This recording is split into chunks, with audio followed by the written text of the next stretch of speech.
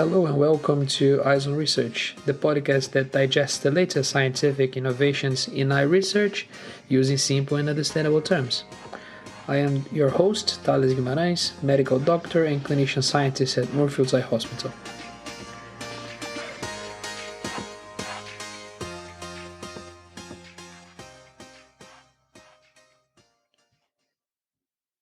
Hello, my friends, and welcome to another episode of your favorite science communication podcast focusing in the eyes and vision. I hope this week has been treating you well so far. It's a quite exciting week as the 2024 Olympic Games are starting Friday. So it's very, very exciting. And in this week's episode, we'll be talking all about contact lenses. And there are a lot of us who prefer to use contact lenses than glasses. So today we'll discuss the pros and cons of using contact lenses and the best practices that the wearer needs to have.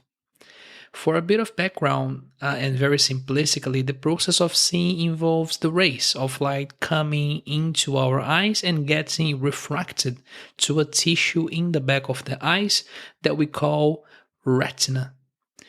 This tissue is composed of many millions of light-sensitive cells that are necessary to process the rays of light into electrical activity that will then be sent to the brain for interpretation. So when it comes to vision, the eye is a great optic system, but it's not by any means perfect, right? It's not without its flaws. Sometimes misalignments between the size of the eye and its refractive power may make the beams of light, the rays of light that come into our eyes, to form in a single point before or after the retina. And we call these refractive errors. And a few examples of refractive errors are myopia or short-sightedness, hyperopia or farsightedness, and astigmatism. You may have heard of some of these if you wear glasses yourself. We have a full episode released on May about refractive errors, so feel free to listen to it if you like to dive deeper into this topic. It's just a few weeks ago. But essentially, when these refractive errors occur, we have two options to correct our vision: glasses and contact lenses. And note that I am not counting laser surgery here, right? That's an entire different matter that requires a separate episode altogether. There are a few pros and cons to glasses and contacts. So for context, let's talk about these, starting with glasses. Glasses are super easy to use, right? You just open your case, put them on, and you just go, right? And do whatever you need to do. There's not much care that is required. You don't need any special cases with cleaning solutions. And literally, when it gets dirty, you can just use a piece of cloth to clean it back to normal. There are a variety of frames that you can use, and perhaps more importantly to a lot of people, it doesn't involve touching your eyes, which is a major thing for contact lenses users, right? However, glasses can distort your vision, particularly at the edge of the lens, right? Which is even more relevant when you have a high prescription, like a high short-sightedness, high myopia prescription, or a high astigmatism prescription. And this may cause your side vision to be particularly blurry. Then there's the issue of the weight of the glasses, right? The weight of the glasses on your face may also cause a bit of difficulty to adapt to changes in your frames, and it may fog up, right? Particularly if wearing masks. And this was evident during the COVID pandemic, as a lot of people had to wear masks and the glasses on top, and they had a hard time, right? Because the glasses would fog up frequently. Contact lenses, they are a different beast, right? These are thin discs of plastic or glass that sit and attach directly to your cornea, which is this big lens that we have in the front section of our eyes. Owing to the fact that they sit directly on the cornea, there's no distance from the lens to your eyes. So the prescription in the glasses is not easily interchangeable with the prescription on your contacts. That's one thing to clarify here, because maybe you know your prescription glasses and you just order online your contact lenses. Well, you should go to your doctor first and see which is the prescription that should be adapted to you. The difference is usually small, but it's significant in some cases, right? There are two types of contacts, the soft and the rigid gas permeable lenses. The soft contacts are made of hydrophilic plastics, which are essentially water absorbent materials, whereas the rigid contact lenses are made of silicone containing compounds that allow oxygen to pass through the lens material to the eye. Soft contact lenses are usually a bit more comfortable than the rigid contacts because they hold a bit more water, right? Remember, they are hydrophilic and don't sit directly on the cornea. Although I have to say that rigid contact lenses can also be very comfortable if properly fit. In terms of soft contact lenses, there are a few types that can be used, and this is guided more in the individual circumstance than anything else. We have daily wear lenses, where you use them during the day and clean them at night using special storage and cleaning liquids, which we'll talk about soon, and you then replace them following the schedule that you have discussed with your doctor. There are also the daily disposable lenses, which you wear them once and you throw them away. A lot of people like this one because it's less to remember, right? You just use them on and you throw them away. It becomes less worry because you can just literally just throw it away after you come home from work. And then there are lenses specifically designed for continuous use, up to 7 days. But this will depend on the model, right? And these are lenses that you can actually wear overnight. Although, I would never recommend myself sleeping with your contacts. And I'll talk about why that is soon. But these lenses are actually specially treated for that, okay? Rigid contact lenses, on the other hand, are easier to take care of and are way more durable than soft contacts. They are as well more expensive, right? And they are particularly great in certain types of astigmatism and in some corneal diseases, right? Such as keratoconus, which happens when the cornea acquires the shape of a cone, right? That's how it gets that name, keratoconus.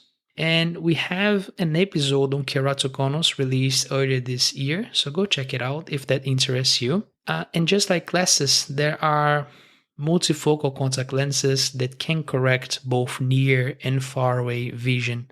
So that's not exclusive to glasses anymore. Contact lenses have huge pros, right? They move with your eye. There are no frames sitting on your face. They don't fog up like glasses, and you will have clear peripheral vision as they don't have the lens distortion that glasses do. Also, they are way easier for sports, right? We did have some football and some basketball players that wore glasses, polycarbonate glasses, which are specific for sports. But with contacts, it's easier for a lot of them, right?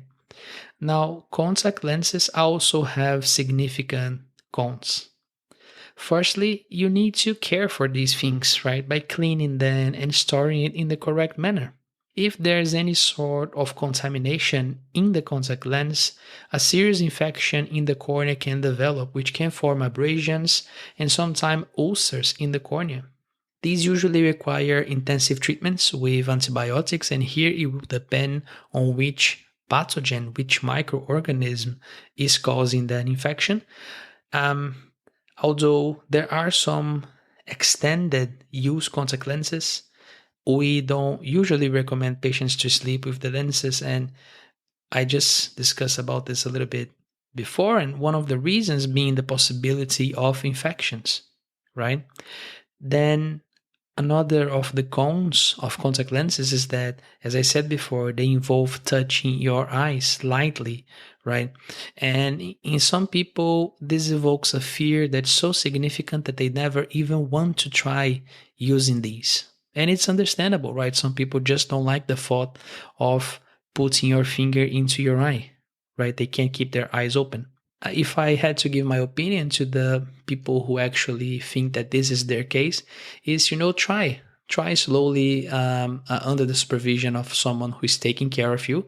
Most patients can use contact lenses, even the ones that dreaded, right, using contact lenses. After a little bit while, they will eventually get up to speed, right?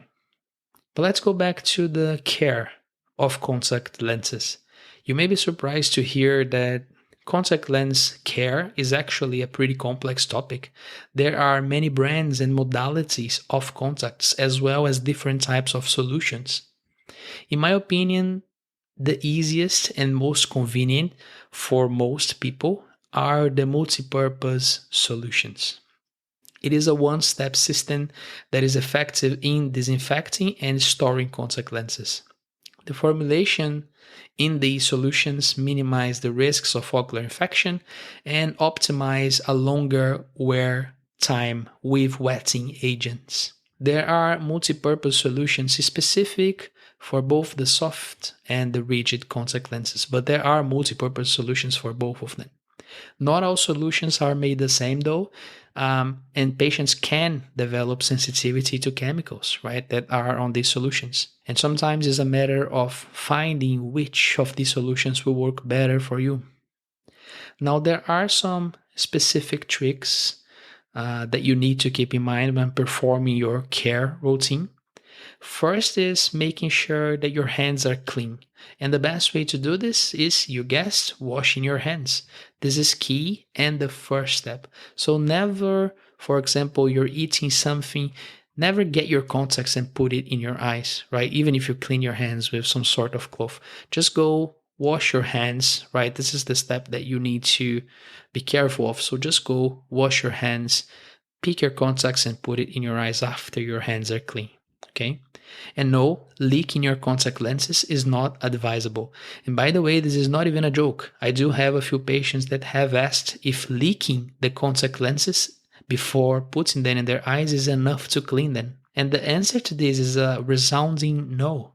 Don't do that, right? Under no circumstance leak your contacts. Then frequently replacing your contact lens storage case also helps, right? You remember that small case where you put your contacts. So changing that frequently helps. It reduces the possibility of infections. If you use contact lenses specific disinfecting solution without introducing tap water, you also be able to have a more effective cleaning, right? And it can prevent microbial activity. Lastly, it is also important to do digital rubbing of contact lenses because it removes debris on the surface of the lens.